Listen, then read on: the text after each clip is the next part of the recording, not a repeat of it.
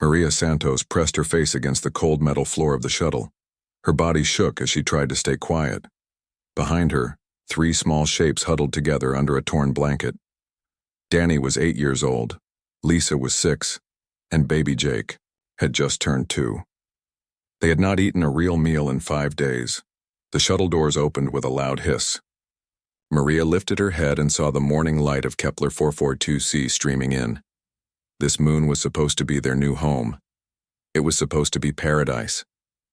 Instead, it had become their prison. "Come on, kids," Maria whispered. "We need to go." Danny helped his little sister stand up. Lisa picked up baby Jake even though he was almost too heavy for her thin arms. Maria looked at her children and felt her heart break. Their clothes were too big now, their cheeks were hollow. Jake's eyes looked too large for his small face. The human settlement of New Hope spread out before them. It was not much to look at, about 50 buildings made from metal sheets and plastic domes. Most of them were falling apart. The crops in the fields around the settlement were brown and dead. They had been dying for 3 years now. Maria walked slowly toward the main building.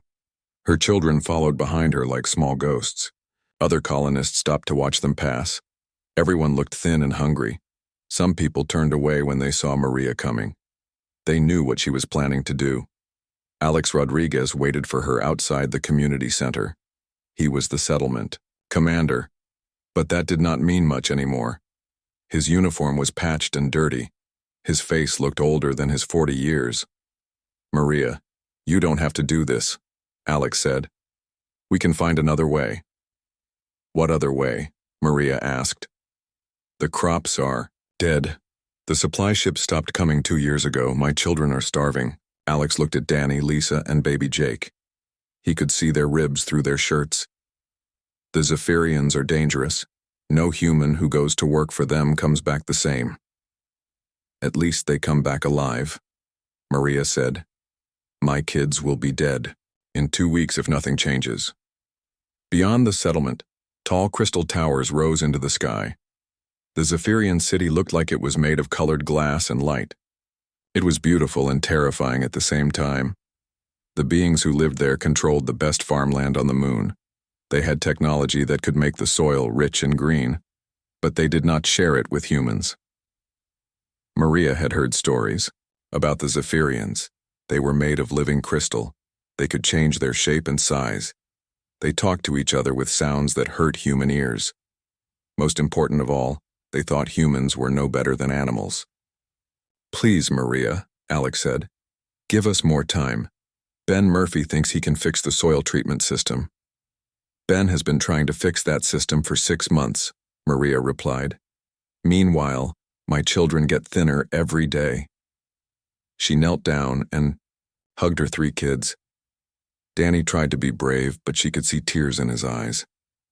Lisa held baby Jake tight against her chest. Jake was too weak to cry anymore. "I have to do this," Maria told Alex. "I'm their mother. It's my job to feed them." Maria stood up and started walking toward the crystal city. The ground beneath her feet changed from brown dirt to something that looked like colored glass. Plants grew here, but they were not like earth plants. They twisted and curved in impossible ways. Some of them glowed with soft light. The Zephyrian guards saw her coming. They were 12 feet tall and shaped like walking diamonds. Light moved through their bodies in patterns that made Maria feel dizzy. They did not speak with words. Instead, they made sounds like singing crystal that went straight into her bones. "I want to speak to your leader," Maria said. Her voice sounded small in the strange air around the crystal city. The guards looked at each other. More crystal sounds passed between them. Then one of them pointed toward the center of the city. Maria walked where it pointed, her heart beating fast in her chest. The Harmonarch waited for her in a room made entirely of blue crystal. It was the size of a small building, and its body changed shape as it moved. Sometimes it looked like a person. Sometimes it looked like a tree. Sometimes it looked like flowing water made of light. "The small flesh thing speaks," the Harmonarch said. Its voice sounded like music played on broken glass. "What does it want?" Maria forced herself to stand straight. My children are hungry. I want to make a deal with you. Deals. The Harmonarch made a sound that might have been laughter. Flesh things always want deals. What can you offer that interests us? I can work, Maria said. I can tend your fields. I can clean your buildings. I can warm your beds if that's what you want. Just please, feed my children. The Harmonarch moved closer. Its crystal body threw colored light patterns on the walls. You would do anything for the small flesh things? They're my children, Maria said. I would die for them. Death is easy, the Harmonarch replied. Living with change is harder. You say you will tend our fields, but our fields are not like your dead dirt patches. They require modification of the tender. What kind of modification? Maria asked. You will see, but once it begins, it cannot be stopped. You will become something between flesh and crystal. Your children may not recognize you when we are finished. Maria thought about Danny's thin face. She thought about Lisa trying to carry baby Jake when she was too weak herself. She thought about Jake's quiet crying when his little stomach hurt from hunger. Will my children have food? She asked. They will have food, the Harmonarch promised. Then I agree. The Harmonarch made more crystal sounds. Other Zephyrians began to appear in the room. They surrounded Maria with their tall, glowing bodies. The flesh thing agrees to the bond, the Harmonarch announced. It will tend our biofarms. It will serve in our dwelling spires. It will provide whatever services we require. In return, the small flesh things will be fed. Maria nodded. She did not trust her voice to speak. But understand this, flesh thing. You belong to us now. Your body will change to serve our needs. Your mind will learn our ways. You may find that your human thoughts become less important over time. Fear ran through Maria's body like cold water. But when she closed her eyes, she could see her children's faces. She could hear Jake's weak crying. She could see Danny trying to be strong for his little sister. I understand, she whispered. Good, the Harmonarch said. We begin tomorrow. Tonight, you may say goodbye to the small flesh things. Tell them they will not see their mother again. They will see something new. Maria turned to leave, but the Harmonarch spoke again. One more thing, flesh thing. Do not think to escape once the change begins. We will know where you are always. And if you try to break our deal, the small ones will suffer for it. Maria walked back to the human settlement as the sun set behind the crystal towers. Alex was waiting for her with Ben Murphy and several other colonists. They all looked at her with fear and sadness in their eyes. It's done, Maria said. They'll feed the kids. She spent that night holding her children close. Danny asked her if she was scared. Lisa wanted to know when she would come home. Baby Jake fell asleep in her arms, finally peaceful because his belly was full of the food the Zephyrians had already provided. Maria did not sleep. She watched her children's faces in the moonlight and tried to remember every detail. Tomorrow, she would begin to change into something else. But tonight, she was still their mother. Tonight, that was enough. 6 months had passed since Maria made her deal with the Zephyrians. Every morning she woke up in a crystal chamber that hummed with strange music. The walls around her bed were made of living crystal that pulsed with soft blue light. She had learned not to touch the walls. They were warm and seemed to react to her emotions. Maria looked at her hands in the morning light. They were no longer the same hands that had held her children that last night. Thin lines of crystal ran under her skin like silver veins. When she moved her fingers, tiny sparks of light followed the crystal patterns. The Harmonarch had told her this was just the beginning. She dressed quickly in the work clothes the Zephyrians provided. The fabric felt strange against her changing skin. It was made from some kind of crystal fiber that was soft like cotton, but strong like metal. Her reflection in the crystal wall showed a woman who looked less human each day. The biofarms stretched out for miles beyond the crystal city. Maria had learned that these were not farms like humans understood them. The Zephyrians grew living crystals that could think and feel. These crystal plants needed special care that only someone with both flesh and crystal could provide. Maria walked between rows of growing crystals that reached toward the artificial suns above. Each crystal plant was different. Some looked like trees made of colored glass. Others grew in spirals that twisted up toward the sky. A few looked almost like flowers, but they sang instead of having scent. Her job was to listen to what each plant needed. The crystal veins in her hands let her understand their songs. This crystal plant needed more light. That one needed different minerals in the soil. Another one was lonely and needed to be moved closer to its neighbors. The work was hard, but Maria had grown stronger since the changes began. She could lift heavy crystal blocks that would have been impossible for a normal human. She could work for 18 hours without getting as tired as she used to get after 8 hours. But the changes scared her. When she touched the crystal plants, she could feel their thoughts. They were simple thoughts, more like feelings than words. But they were real. The plants were alive in a way that earth plants were not. Sometimes Maria forgot that she was human and started to think like them. The other Zephyrians watched her work. They made their crystal sounds to each other, and Maria was starting to understand what they were saying. This was not good. Humans were not supposed to understand Zephyrian language. It meant the change was happening faster than expected. After work, Maria was taken to the dwelling spires where the Zephyrians lived. Her job there was to clean and organize things that the crystal beings could not handle themselves. Their bodies were too hard and sharp for delicate work. The dwelling spires were beautiful and terrible. Rooms were carved from single pieces of crystal that had been grown rather than built.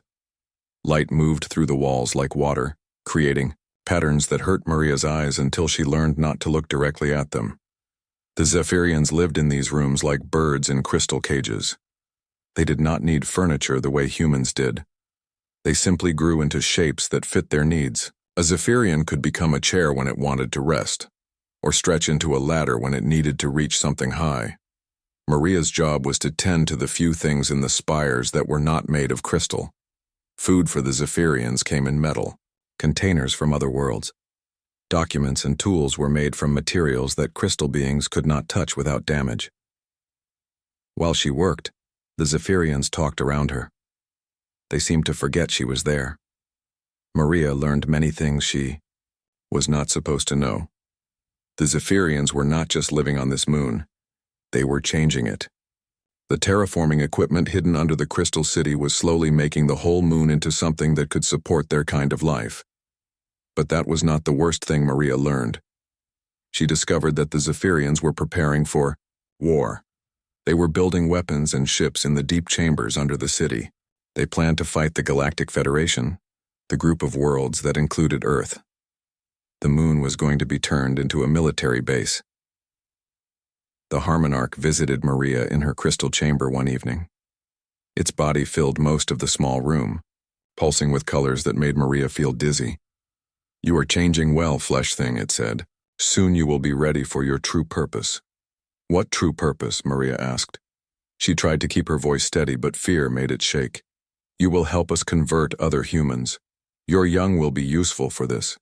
Humans protect their offspring. Above all else, this makes them easy to control." Maria felt ice in her stomach. "You said you would just feed them. You promised." "We are feeding them," the Harmonarch replied. "They grow strong and healthy. But we need more workers like you. Humans who can tend crystal life and serve in our dwellings. Your emotional attachment to the small ones will help us convince others to accept the change." "No," Maria whispered. "I won't help you hurt other people." The Harmonarch made the sound that was like crystal laughter. "You will do as we require. The change in your body makes you dependent on our crystal fields. Without them, you will die in great pain. And if you refuse to cooperate, the small ones will suffer." After the Harmonarch left, Maria sat alone in her crystal chamber. She touched the silver veins in her hands and felt the crystal network that connected all Zephyrians. Through it, she could sense the entire city. She could feel the thoughts of crystal plants in the biofarms. She could even touch the minds of other Zephyrians, though they quickly pushed her away when they noticed. This connection was supposed to make her loyal to the Zephyrians. It was supposed to make her forget her human life. but it was not working the way they expected. Instead of making her less human, it was making her more aware of what humanity meant. She thought about her children every day. Danny would be 9 now. Lisa would be 7. Baby Jake was probably walking and talking. Through the crystal network, she could sometimes sense them in the human settlement. They were healthy and growing, just as the Harmonarch had promised, but they were also sad and confused. Jake had stopped asking for his mother after the first month. Danny tried to take care of his younger siblings, but he was still just a little boy himself. Lisa had become very quiet and spent most of her time watching the Crystal City from the settlement walls. Ben Murphy, the engineer from the settlement, had taken the children into his home. Maria could sense his kindness and worry through the crystal network. He was trying to be a father to her kids, but he could never replace what they had lost. The worst part was when Maria tried to visit them. She had been allowed to see her children 3 times since the change began. Each time they seemed more afraid of her. Her voice carried crystal harmonics now that hurt their ears. Her eyes sometimes glowed with inner light that made them step backward. The last time she visited, baby Jake had hidden behind Danny and refused to come near her. Lisa had asked why her mother looked so different. Danny had been brave and hugged her, but she felt him tremble when her crystal-veined hands touched his back. Maria knew she was losing them. The Zephyrians were feeding her children and keeping them healthy, but they were also taking away the most important thing, their mother's love. Soon her kids would not remember her as she had been. They would only know the crystal creature she was becoming. But in the quiet moments in her chamber when the crystal walls hummed their strange songs, Maria held onto one thought.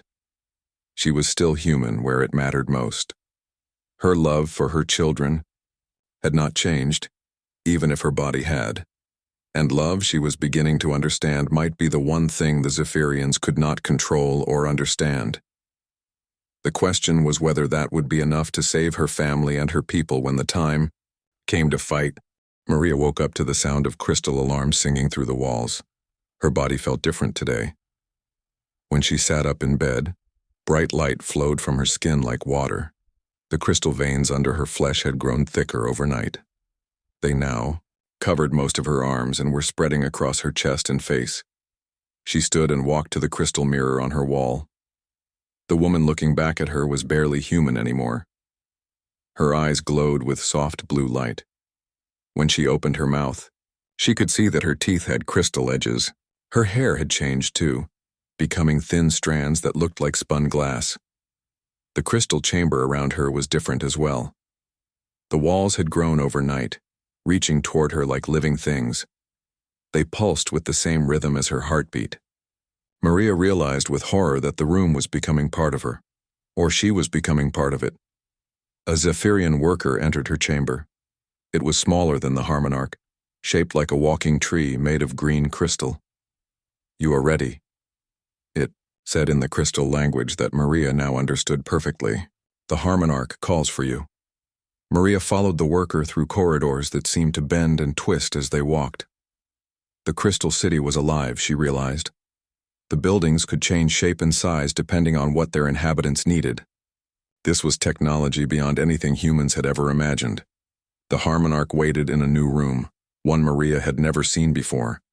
The walls showed images of space, with stars and planets moving in slow circles.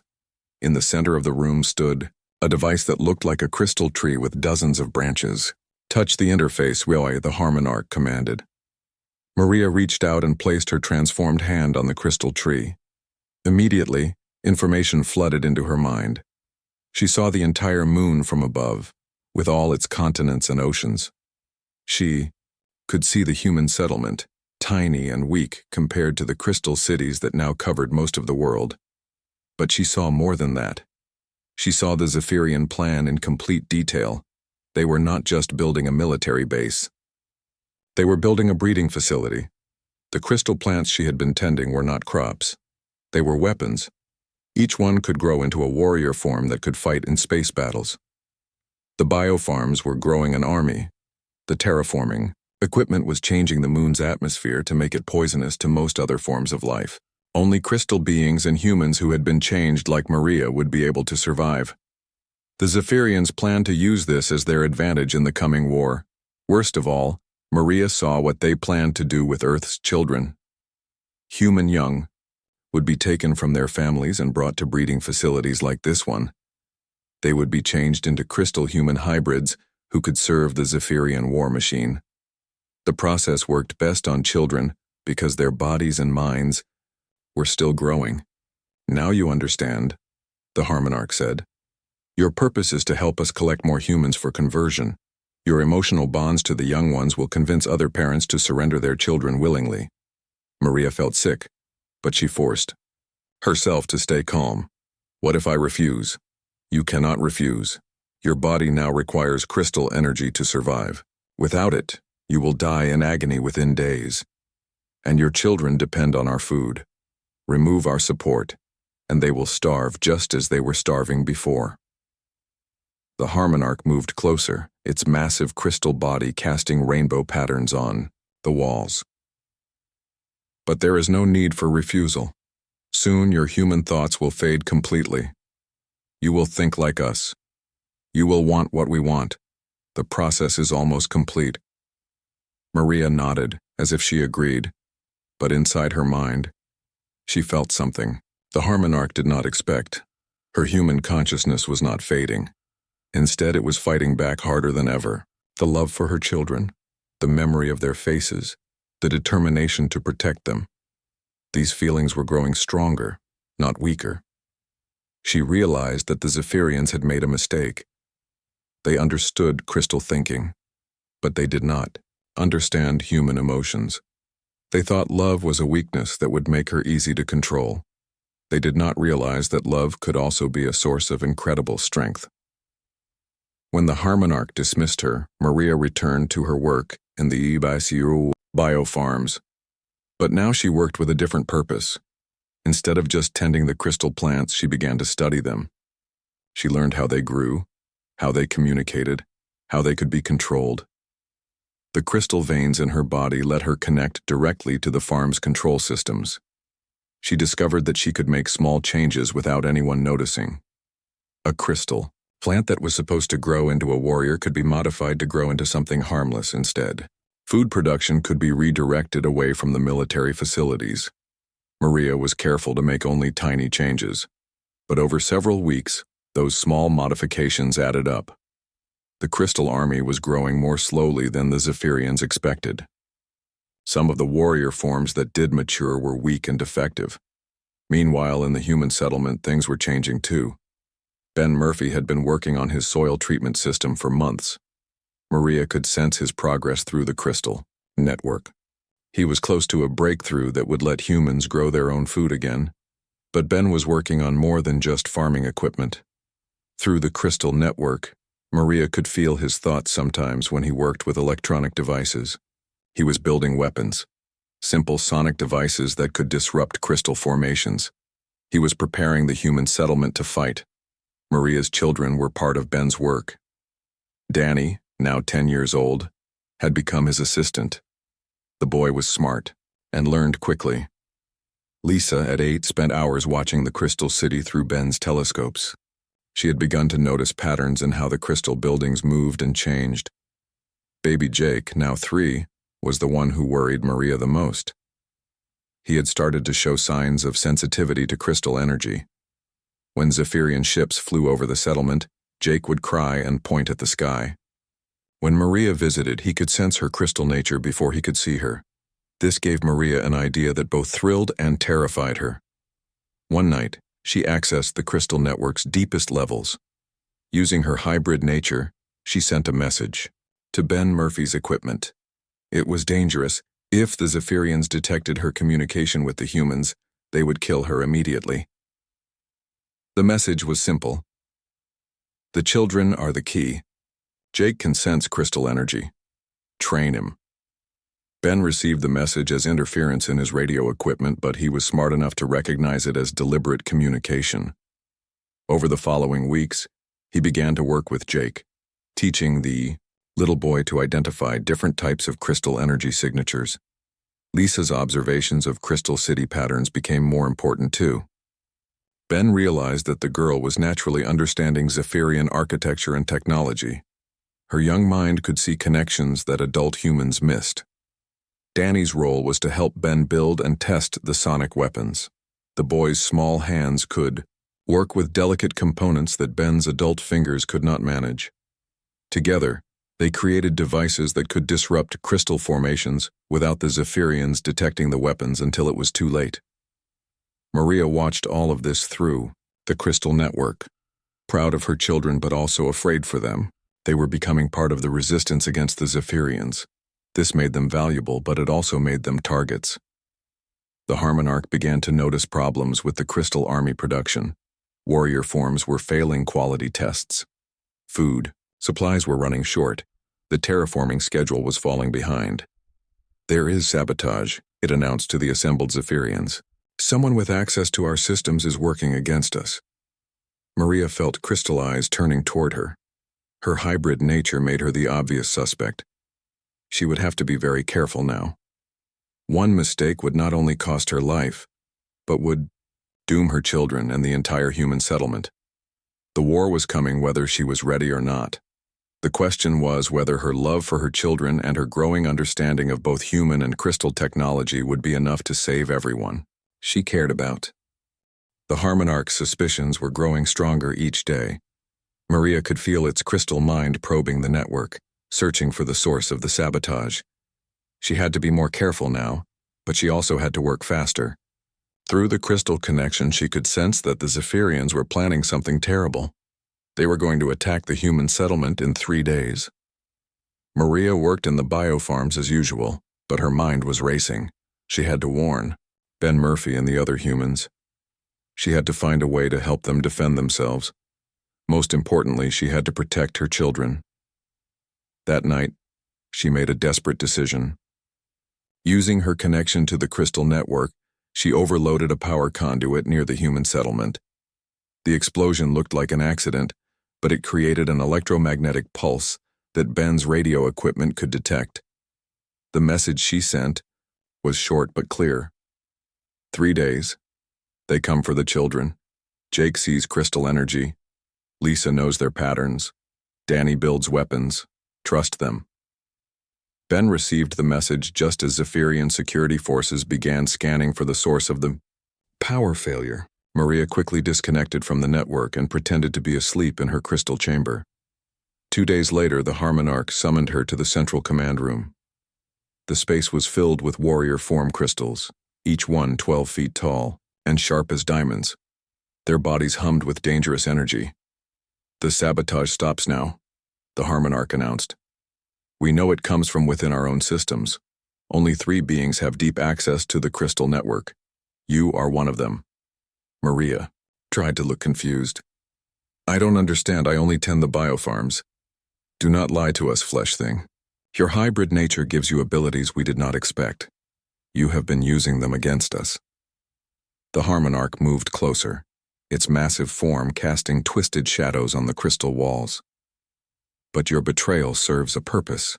Tomorrow, we will attack the human settlement. You will be there to watch. When the small flesh things see what happens to those who resist us, they will understand the price of defiance." Maria felt ice in her veins.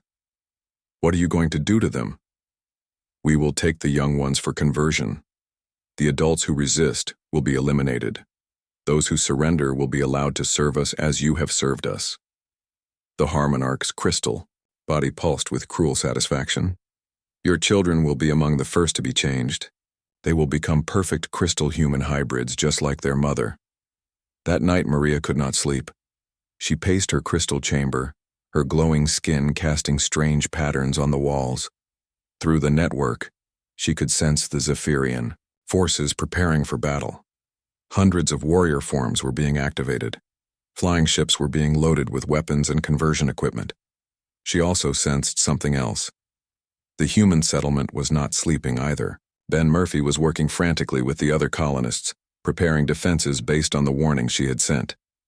Her children were part of the preparations. Through the crystal network, Maria could feel Jake's presence more clearly than ever before.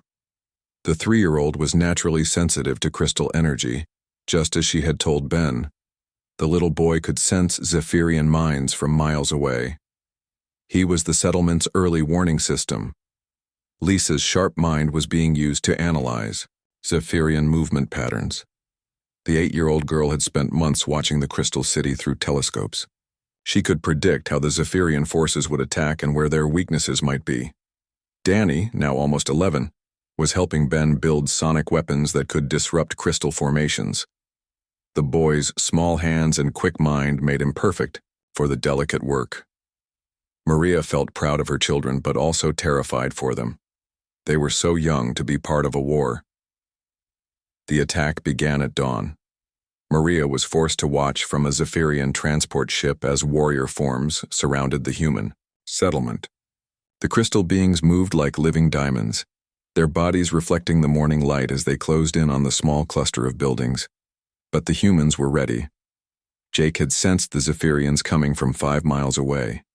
He had pointed toward the Crystal City and said one word: "Bad things coming." Ben had activated the settlement's defenses immediately. The first surprise was the sonic weapons. When the warrior forms got close to the settlement walls, hidden speakers began broadcasting sound frequencies that made crystal formations vibrate and crack. Several of the attacking Zephyrians stumbled and fell as their bodies became unstable. The second surprise was Lisa's tactical knowledge. She had figured out that Zephyrian forces always attacked in specific patterns based on their crystal structure. By predicting these patterns, the humans could set traps and ambushes that the crystal beings did not expect. The third surprise was how well the humans worked together. They had practiced Ben's defense plans for weeks. Adults who had been farmers and shopkeepers now moved like soldiers, coordinating their attacks with precision. But the biggest surprise was what happened when the Harmonarch itself joined the battle. The massive crystal being arrived in a ship that looked like a flying mountain. When it emerged, its body was larger than ever before, stretching 30 feet into the sky. Its voice boomed across the settlement like thunder made of broken glass. "Surrender the young ones, and the rest may live," it commanded. Alex Rodriguez, the settlement commander, stood on the wall with a sonic weapon in his hands. "We don't surrender our children to anyone." The Harmonarch laughed, a sound like 1,000 crystal bells breaking at once. "Then you will all die." It raised one massive arm, and energy began to build around its crystal body. The attack would destroy the entire settlement in seconds. That was when Maria made her choice. She jumped from the Zephyrian transport ship, her partially crystallized body letting her survive the fall. Landing between the Harmonarch and the human settlement, she raised her hands and channeled every bit of crystal energy she could control. "Stop," she commanded, her voice carrying harmonic frequencies that made every Zephyrian in the area pause. "Duck." Harmonarch turned its glowing eyes toward her. "What are you doing, flesh thing?" "I'm protecting my children," Maria replied. She reached out with her hybrid mind and touched the crystal network that connected all Zephyrians. But instead of using it to communicate, she used it to attack. The months of sabotage had taught her exactly how their systems worked. Now she turned that knowledge into a weapon. Energy feedback began to flow through the network. Warrior forms started to shake and crack as their crystal bodies became unstable. The Harmonarch roared in anger and pain as its own connection to the network became a source of agony. "You cannot do this," it screamed. "You will destroy yourself as well." Maria looked back at the settlement walls where she could see her 3 children watching. Danny was helping Ben aim a sonic weapon. Lisa was pointing out weak spots in the Zephyrian formations. Jake was in Alex's arms, his little hand pointing at crystal beings that were trying to sneak around the settlement. "I'm their mother," Maria said. "Protecting them is what I do." She poured more energy into the attack, feeling her own crystal veins begin to burn with overload. The feedback was tearing apart the Zephyrian network, but it was also killing her. She could feel her hybrid body beginning to fail as the crystal and flesh parts of her fought against each other. The Harmonarch tried to break the connection, but Maria held on. Around them, Zephyrian forces were collapsing as their network failed. The attack on the settlement was falling apart. But Maria was dying. She could feel her consciousness beginning to fade as the crystal energy burned through her transformed body. She had seconds left before the overload would kill her. That was when she heard Jake's voice carried on the wind from the settlement walls. "Mama, we help you." Jake's small voice carried across the battlefield like a crystal bell. The 3-year-old boy pointed his tiny hand toward his mother, and something incredible happened. Energy began to flow from the settlement toward Maria. But it was not crystal energy. It was something else entirely. It was human energy. Love energy. The kind of power that came from family bonds and the will to protect each other. Ben Murphy had been working on more than just sonic weapons. Using Lisa's observations about crystal patterns and Jake's sensitivity to energy, he had built a device that could channel human emotions into a form that crystal technology could understand. It was crazy and impossible, but it was working. Danny ran to the device Ben had hidden behind the settlement wall. His small hands moved quickly over the controls, just as Ben had taught him. "Lisa, tell me where to aim it." Lisa stood on the wall with a telescope, watching the battle. "Mama's in the center. The big crystal thing is trying to hurt her. Send the energy right between them." The device hummed to life. It took the love and determination of every human in the settlement and turned it into a beam of pure emotional energy. The beam reached Maria just as her crystal body was about to burn out from the overload. The human energy mixed with the crystal energy inside Maria's transformed body. Instead of fighting each other, the two types of power began to work together. Maria felt her consciousness stabilize as the burning pain in her crystal veins cooled to a warm glow. But more than that, she felt her children's love surrounding her like a protective shield. Through the energy beam, she could sense Danny's brave determination, Lisa's sharp intelligence, and Jake's innocent trust that his mama would always protect them. The Harmonarch felt the change immediately. What is this power? It is not crystal energy. It is not biological energy. What are you doing? Maria stood up, her body now glowing with a mixture of crystal light and human warmth. "I'm showing you something you never understood. Human love is not a weakness. It's the strongest force in the universe." She reached out again to the crystal network, but this time she brought human energy with her. Instead of destroying the network with overload, she began to change it. The cold, logical connections between Zephyrian minds became warmer, more flexible, more capable of understanding emotions. The effect on the Zephyrian forces was immediate and shocking. Warrior forms stopped attacking and began to look around in confusion. For the first time in their existence, they could feel something other than duty and obedience. They could feel curiosity about the small humans they had been ordered to destroy. The Harmonarch tried to regain control, but its commands no longer had the same power. The crystal beings were thinking for themselves, asking questions, feeling emotions they had never experienced before. "Stop this," the Harmonarch demanded. "You are contaminating our purity. You are making us weak." "I'm making you alive," Maria replied. "Really alive, not just existing as parts of a machine." Ben Murphy saw what was happening and made a decision. He ran out from behind the settlement wall with his sonic weapon, followed by Alex Rodriguez and several other colonists. But instead of attacking, they began to communicate with the confused Zephyrian warriors. "We don't want to fight you," Ben called out. "We just want to live in peace and raise our families." One of the warrior forms, a being that looked like a walking tree made of blue crystal, tilted its head. "Families? What are families?" Lisa jumped down from the wall and ran toward the crystal being, ignoring the adults who tried to stop her. "Families are people who love each other, like my mama loves me and my brothers, even when she looks different now." The warrior form knelt, down to Lisa's level. Through the modified crystal network, it could feel the love between the little girl and her transformed mother. The sensation was overwhelming and wonderful and completely new. I want to understand this feeling," the warrior form said. Other Zephyrians began to approach the humans, drawn by curiosity instead of aggression. They had spent their entire existence following orders and thinking logical thoughts. The idea that there could be something beyond logic, something that made life worth living, fascinated them. The Harmonarch grew more desperate as it watched its perfect crystal army becoming interested in human emotions. "You will not corrupt my people.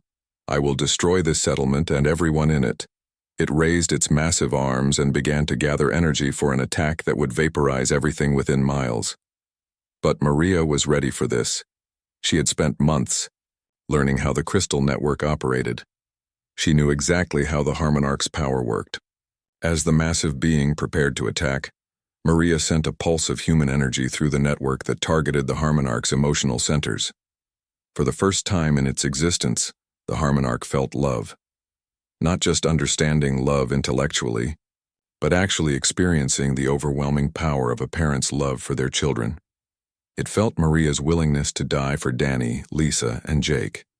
It felt the way the three children trusted their mother completely, even when she looked like a monster. The shock was so great that the Harmonarch's attack faltered.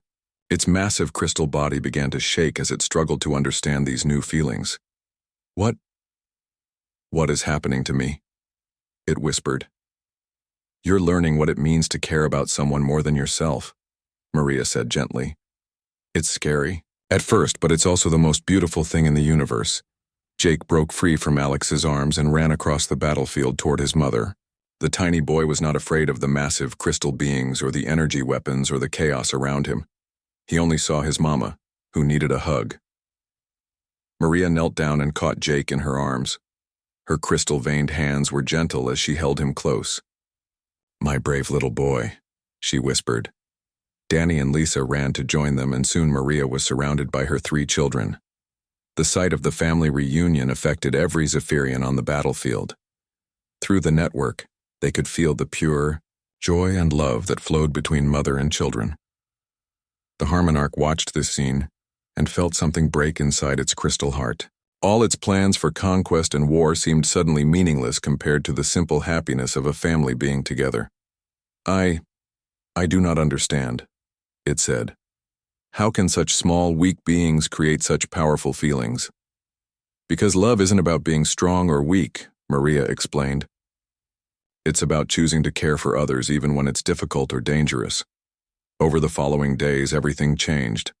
The Zephyrians abandoned their plans for war and began to learn about human emotions.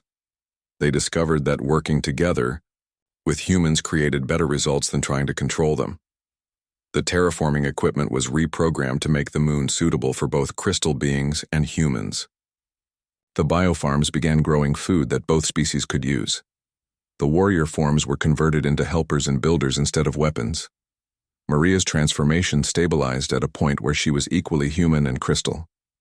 She could still tend the biofarms and communicate with Zephyrians, but she could also hug her children and tell them bedtime stories.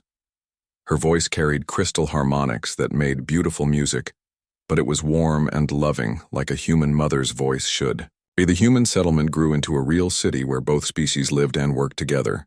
Ben Murphy became the chief engineer for projects that combined human creativity with crystal technology.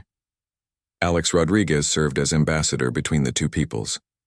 Danny grew up to be a brilliant inventor who created devices that no one had ever imagined. Lisa became an expert in interspecies communication, helping humans and Zephyrians understand each other better. Jake developed into someone who could sense the emotions of any living being, making him a natural peacemaker. Most importantly, they remained a family. Different than before, but still bound together by love that had proven stronger than any weapon or technology. The Galactic Federation, when they finally arrived to investigate the missing colony, found something unprecedented. Two completely different species living in harmony, each making the other stronger through cooperation and understanding.